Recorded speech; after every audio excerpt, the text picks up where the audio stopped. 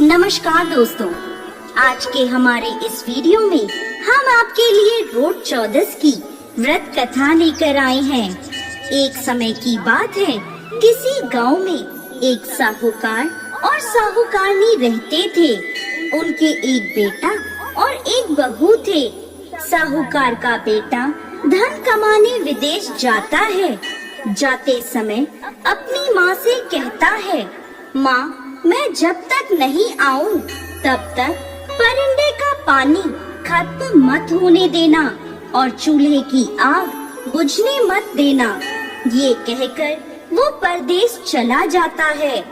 अब बहू इस बात का हमेशा ध्यान रखती थी कि कभी भी परिंदे का पानी खत्म ना हो और चूल्हे की आग ना बुझे। इस तरह कई साल बीत गए।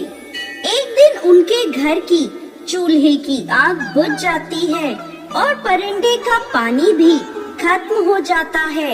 यह देखकर बहू घबरा जाती है और जल्दी से कुएं पर जाकर पानी लाकर पानी भर देती है।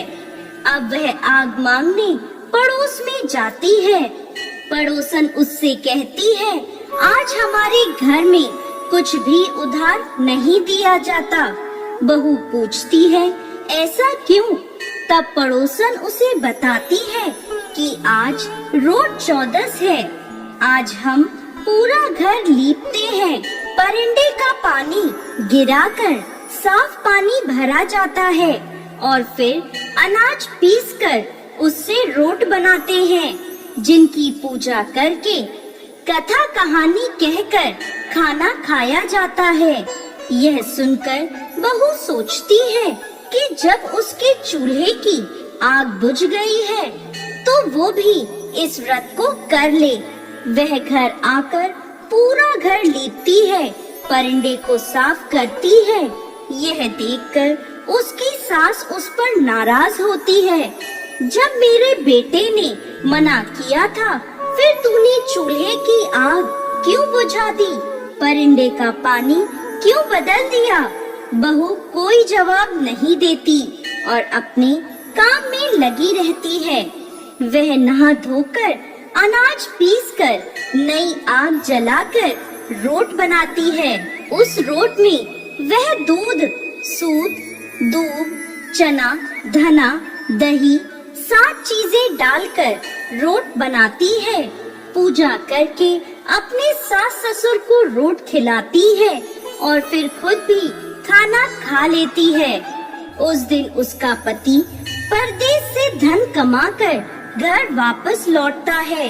जैसे ही वह गांव के पास पहुंचता है, तभी रास्ते में उसे एक सांप मिलता है, जो उससे कहता है, मैं तेरा काल हूँ, मैं तुझे डसूंगा। तो वह कहता है, मैं कई सालों बाद अपने घर जा रहा हूँ।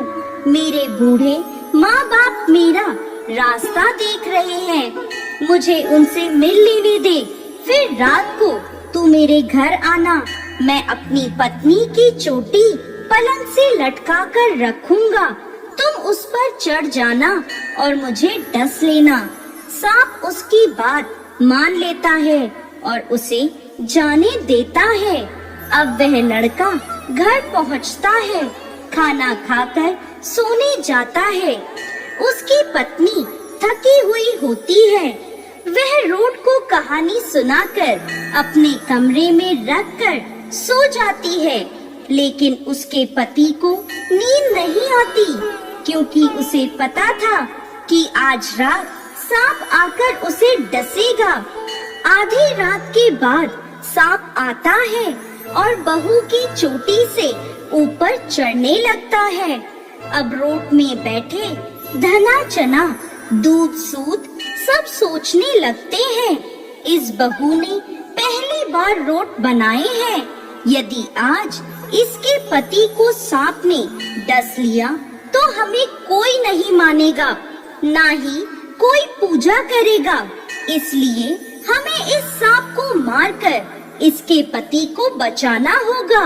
ऐसा सोचकर वह सब अलग अलग हथियारों का रूप धर लेते हैं।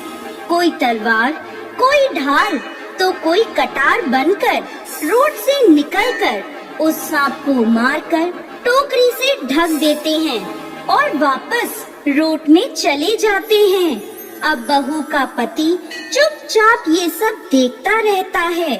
निश्चिंत होकर वह सो जाता है। बहू सुबह उठकर अपने घर के काम धंधों में लग जाती है। जब बेटा उठता है तो माँ बाप उससे पूछते हैं, बेटा आज तो तू खूब सोया। बेटा अपनी माँ से पूछता है, माँ कल तुमने क्या बनाया था, क्या पूजा था? उसकी माँ नाराजगी में कहती है, बेटा तू जो कहकर गया था बहू ने वैसा कुछ भी नहीं करा। परिंदे का सारा पानी गिरा दिया, चूल्हे की आग भी बुझा दी, पड़ोसन के कहे अनुसार रोट बनाए और पूजा करके खाना खिलाया। तब वह लड़का अपनी माँ को बताता है कि माँ कल मेरा काल आया था और इसी रोट ने मेरी जान बचाई थी। उस दिन के बाद से राजा पूरे नगर में ढिंढोरा पिटवा देता है। अब से सब लोग अपने परिवार की सुरक्षा और समृद्धि के लिए अनंत चतुर्दशी के दिन रोट बनाएंगे और उनकी पूजा कर कथा कहानी कहेंगे। इसके पश्चात रेशम व सूत के अनंत को पूजा के बाद गले या बाजू पर बांधा जाता है।